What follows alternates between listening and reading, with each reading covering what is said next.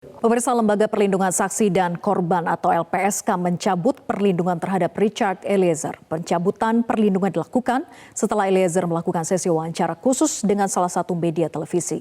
Sesi wawancara tersebut dianggap tidak mengantongi izin LPSK.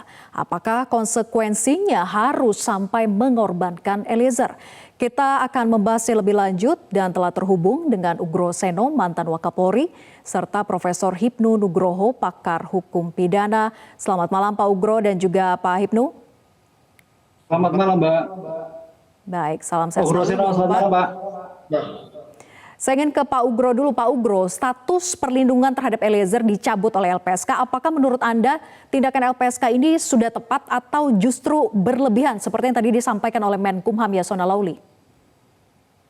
Ya, semua kembali kepada undang-undang tentang LPSK ya, Undang-Undang Nomor 13 Tahun 2006. Jadi sudah ada perjanjian antara Barada RE dengan pihak LPSK. Jadi perjanjian itu perjanjian yang sifatnya eksklusif, mengikat antara dua belah pihak. Jadi sayangnya ada saling tidak menghormati atau lupa menghormati kepada perjanjian itu. Padahal keselamatan Eliezer adalah nomor satu, sehingga LPSK juga tidak bisa salahkan, Eliezer juga tidak bisa salahkan karena ya kita ya tahu lah Eliezer kan seorang barada, harusnya dia diberikan masukan yang lebih banyak.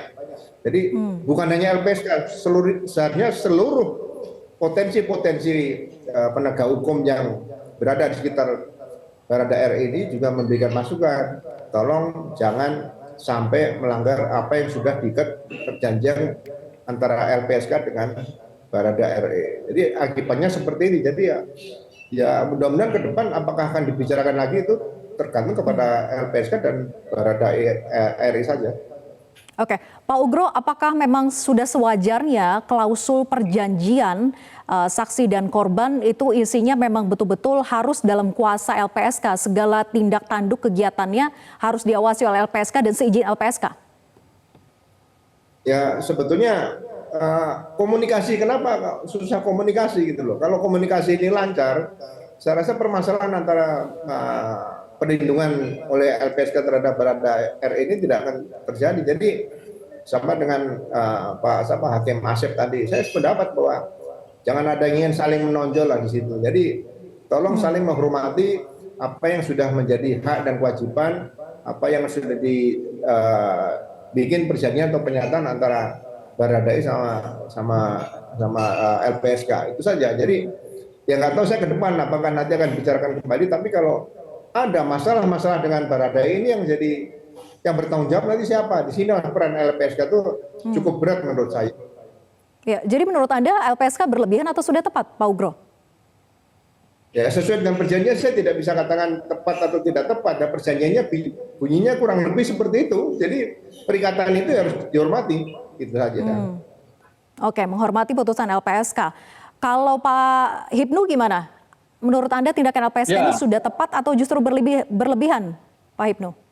Saya kira kita kembali tadi Pak Ugro Seno bahwa sesuatu itu harus ada kesepakatan, ada perjanjian, dan perjanjian itu harus dihormati, Mbak. Di sini saya kira terkait dengan komunikasi yang kurang pas. Yang menarik itu justru kenapa Menteri sudah mengizinkan, kemudian ternyata LPSK belum mengizinkan. Ini saya kira sebagai harus ditinjau evaluasi. Ada dua dimensi, Mbak. Evaluasi pada komunikasi tingkat kementerian dan evaluasi pada tingkat pelaksanaan jaminan perlindungan. Karena saya bisa memahami, Mbak, terhadap LPSK. Karena apa? Kata perlindungan, terminologi perlindungan itu memberikan suatu perlindungan utuh loh, sebagai bapak rumah tangga yang baik. Jadi saya tidak membenarkan, tapi perspektif yang berbeda. Kalau seandainya misalkan ada suatu yang terjadi masalah terkait dengan Eliezer, apa kata dunia? LPSK itu suatu lembaga di bawah kepresiden yang bertanggung jawab terhadap perlindungan baik di pra-adjudikasi, adjudikasi maupun post-adjudikasi. Kalau terjadi masalah apa-apa, saya sepakat itu LPSK. Ini ada suatu perjanjian sehingga harus dihentikan. Inilah sebagai bentuk pembelajaran, Mbak. Jadi kita nggak bisa melihat salah dan tidak, tapi evaluasi bersama. Kementerian juga evaluasi, LPSK juga evaluasi, sehingga sama-sama tidak ada yang dirugikan. Jadi masalahnya miskomunikasi. Saya sepakat Pak Ugro Seno, ini komunikasi yang tidak baik, koordinasi yang tidak baik ya. ditata kembali. Karena dengan koordinasi yang tidak baik, Mbak, tanggung jawab LPSK cukup berat. Ketika ada masalah hukum, apa? LPSK itu sebagai bapak rumah tangga yang baik, yang bertanggung jawab tentang kesehatannya, perlindungannya, kebutuhannya, dan sebagainya. Jadi bukan suatu yang biasa-biasa, tapi yang suatu luar biasa. Sehingga kalau memang terjadi ada cacat perjanjian, itu yang saya kira menjadikan suatu... Tapi apakah miskomunikasi harus berujung sampai dengan konsekuensinya mengorbankan Eliezer, Pak Hipnu? Tapi dijawab nanti usai jeda, tetap bersama kami di Prime Time News. Kita lanjutkan perbincangan. Pak Ugro, pihak kuasa hukum Eliezer ini mengaku sudah menyampaikan izin secara lisan kepada pihak LPSK dan sudah mendapatkan izin. Namun setelah wawancara tidak berkenan ditayangkan dan LPSK mengaku tidak memberikan izin. Nah, muncul anggapan jika LPSK memanfaatkan situasi untuk melepas perlindungan Eliezer saja dan mengkambing hitamkan media tersebut. Terlebih kalau kita ingat tadi pernyataan dari Menkumham bahwa menduga ada ego sektoral dari pihak LPSK. Gimana menurut tanggapan Pak Ugro? Saya tidak bisa berandai-andai. Mungkin kalau ada izin, ini berkaitan dengan kasus yang berkaitan dengan Barada RE ini, berkaitan Sambo ini. Ini berkaitan dengan nyawa manusia. Jadi jangan main-main di sini. Persoalan ini belum selesai. Itu loh, masih ada proses yang banding, kasasi. Nanti kalau udah inkrah selesai, melaksanakan di lapas ya silakan, misalnya apa yang harus dilakukan itu LPSK lebih tahu. Jadi saya tidak bisa menilai apakah LPSK, apakah kementerian atau siapapun di situ mengatakan ada ego sektoral. Menurut saya sih lembaga seperti LPSK tidak akan bertindak terlalu konyol seperti itulah. Dia tetap berpegang prinsip, sudah ada perjanjian, tadi Pak Ibnu juga sudah cerita ya, tolong hormati di situ saja. Kalau izin ya coba tertulis, ada dokumennya. Gitu loh. Kalau izin lisan kan susah dikatakan izin lisan, itu saja. Ya. Pak Hipnu tanggapannya? Ya, gini Mbak, dokumen itu penting. Karena LPSK namanya lembaga perlindungan, Mbak. Jadi suatu kekhawatiran yang luar biasa itu harus. Itu kalau menurut saya sebagai bagian dari mitigasi risiko. Bahwa seandainya dibiarkan terus-menerus, wah itu risiko cukup berat. Oleh karena itu untuk menjaga mitigasi risiko yang dilakukan oleh LPSK, ya dihentikan. Tadi kan LPSK mengatakan, oke kalau sudah betul, ya silahkan diajukan kembali. Saya kira itu suatu win-win solution, Mbak. Jadi pembelajaran bagi semua, pertama komunikasi pada tingkat kementerian. Bayangkan loh, tingkat LPSK dan menteri loh, ada menyatakan menerima dan tidak menerima. Jadi jangan salahkan media, kalau media itu kan mendapatkan informasi. Begitu ada informasi, oke nggak masalah. Tapi justru komunikasi tadi, satu. Kedua, yang terkait dengan bentuk perlindungan. Karena hukum itu belum selesai nih. Tadi dikatakan, ini terkait nyawa.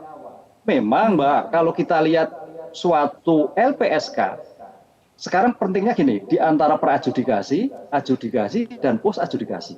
Itu lebih penting yang mana? Harusnya juga harus ada pemikiran ke depan. Jadi tidak semua mendapatkan perlindungan. Tapi yang penting adalah di tataran pra-adjudikasi dan adjudikasi. Itu karena dalam rangka mengungkap suatu perkara. Sehingga sebetulnya kalau memang sudah pada post-adjudikasi, apalagi sudah finishes operative, itu harusnya dikembalikan pada kepolisian. Jadi LPSK sudah tidak banyak risiko bertanggung jawab pada post-adjudikasi. Itu Mbak, saya kira ini juga evaluasi LPSK ke depan jangan terus berkepanjangan. Ada satu step by step untuk penanggung jawab, sehingga kepolisian bertanggung jawab, rutan bertanggung jawab, LPSK khusus bagian dari pengungkapan suatu perkara di dalam sistem peradilan. Begitu, Oke, saya ke Pak Ugro. Pak Ugro, jadi apakah keselamatan Eliezer benar-benar terancam saat ini dengan tidak ada perlindungan dari LPSK? Padahal kan Eliezer statusnya masih sebagai anggota Polri, Pak Ugro. Ya, sekarang kan Barada RE sudah melaksanakan sidang, saya dengar dia tidak banding, jaksa juga tidak banding. Jadi kalau mungkin dianggap inkrah, berarti dia dalam perlindungan di lapas nanti ke depan atau masih di rutan ya. Yang melindungi ya kalau dia masih anggota Polri, ya nanti Polri ke depan ini perlu diberikan tugas tambahan. Tapi kalau ada LPSK, setidak-tidaknya ada filter pertama yang bisa selalu mengamankan Barada ini kemungkinan sampai proses nanti yang dikatakan Pak Ibnu tadi, post adjudikasi tadi, supaya semuanya berjalan lancar, itu saja. Oke. Pak Hipnu, jadi menurut Anda apakah posisi Eliezer saat ini benar-benar terancam dengan kalau kita mengingat begitu ya, memang Eliezer lah satu-satunya yang berani mengungkap kebohongan dari Verdi Sambo. Apakah Verdi Sambo masih punya pengaruh sebetulnya walaupun saat ini sudah tidak menjabat sebagai Polri lagi begitu?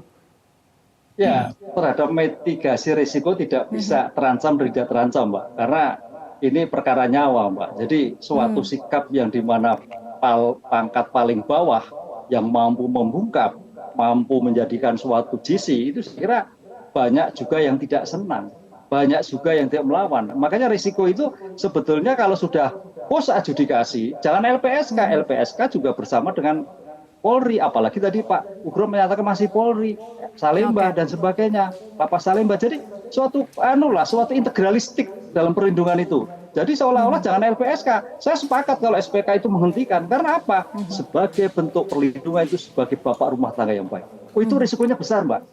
Itu risikonya besar. Kalau begitu dengan kondisi saat ini satu-satunya yang bertanggung jawab atas keselamatan Eliezer adalah institusi Polri begitu ya? Ya, sekarang kan sudah inkrah. Sudah selesai. Tinggal penyelesaian selanjutnya. Saya kira tinggal Polri sama rutan cukup itu, Mbak. Tidak usah pada LPSK. LPSK fokus pada perkara-perkara lain terhadap rakyat yang membutuhkan suatu perlindungan. Itu Mbak menurut saya. Baik, terima kasih Prof. Hipnu dan juga Pak Ugro atas diskusinya dalam malam hari ini dan selamat malam.